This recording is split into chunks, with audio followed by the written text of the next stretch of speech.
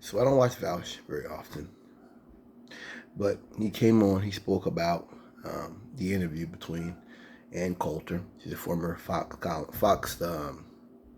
anchor, I believe, back in the day, and Vivek Ramaswamy. Excuse me. And it's pretty interesting. It's another one of those moments that it really. It's kind of like when Martin Taylor Greene was talking about how Trump wants to help out rural Americans and he wants to like continue the social society of London Baines Johnson. It's just like, who listens to that and thinks like that's bad? And then she wrote her book and it bombed because Trumpers don't read. It's just, it's almost like they don't really have a connection to their base like we do. They don't. They just scream about stuff and like some stuff catches on, some stuff doesn't. And then they'll like write a book and they get embarrassed because it doesn't go anywhere. It's like so Ann Coulter is talking about Vivek. She says that she would not vote for him because he's an Indian, and that at least he's not an American black. And she laughs about it, and he just sits there. My brother's a conservative, big time. And I asked him, I said, how can you support people who hate Muslims? How can you support people who go out of their way to disrespect you? The statements made about Ilhan Omar, go back and look them up. When she first got in office. How can you vote like this? I mean, I get it if you are a devout Muslim, if you really do believe those things. But how can you put your hand in with people? And I realize now it's largely because they hate who he hates. That's how it works. It's just not about, like for me, it's about policy. Even when there's Madison Cawthorn and the pictures came out of him in the dress and all that, I don't like him as a politician, but I realize, I've had to soul search and realize that we're fighting for democracy, we're fighting for everybody's democracy. Either everybody gets it or nobody does. And I don't have the right to sit here and, even though people may do things to hurt people's rights, we still should respect them. Because everybody's trying to find their authenticity at the end of the day. To see her say this, Voss went into talking about how Ann Coulter is like this handmaidens type woman and that she doesn't really believe in a lot of it. And I thought about there's episode of 5, that lady Tony Lauren or something, one of them bleach blonde bimbos with like they just came out of a fire. They had tan real dark, short skirts, big boobs and all that. And they were talking about abortion. She was like, she came out kind of like defending it and she got suspended for it. And he was talking about it, how like they never get married. These conservative women, they don't really believe in it like that.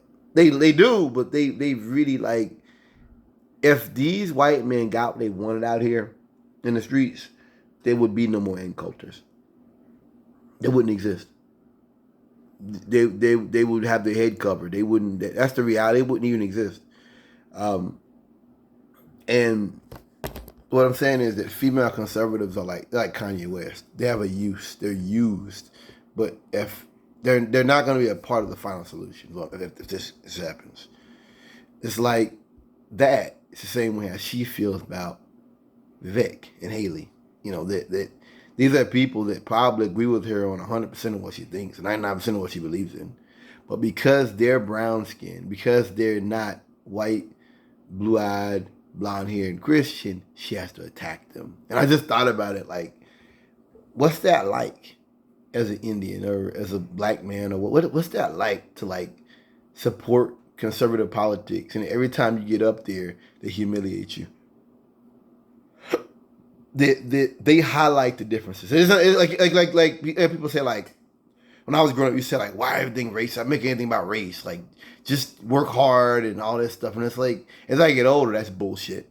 Because these white people will humiliate you on your job sometimes. That's so all this bullshit about black men not having jobs and that's a bunch of crap. They'll come to your job and humiliate you. And I've seen it myself.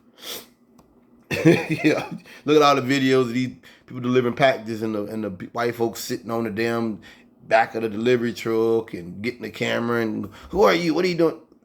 It doesn't matter if you have a job or not. It doesn't change how they see you.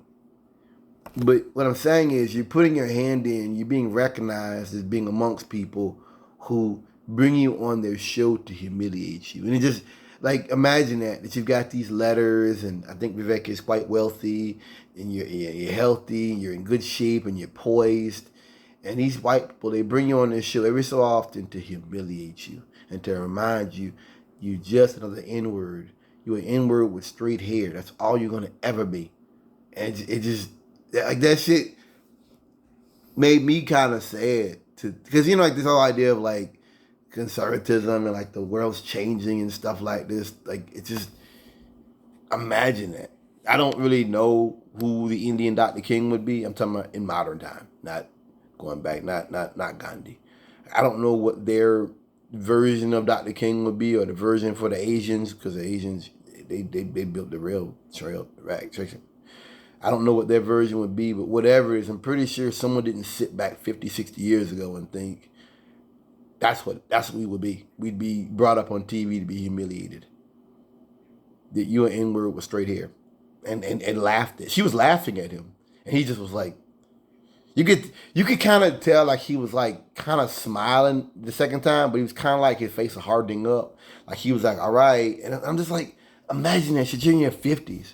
Like as I get older, and they'd be rich. As you get older, you'd be building a world you'd be proud to be a part of and retire in. And a world where you can go and watch the sunset. And a world where you can raise your children or your grandchildren or whatever.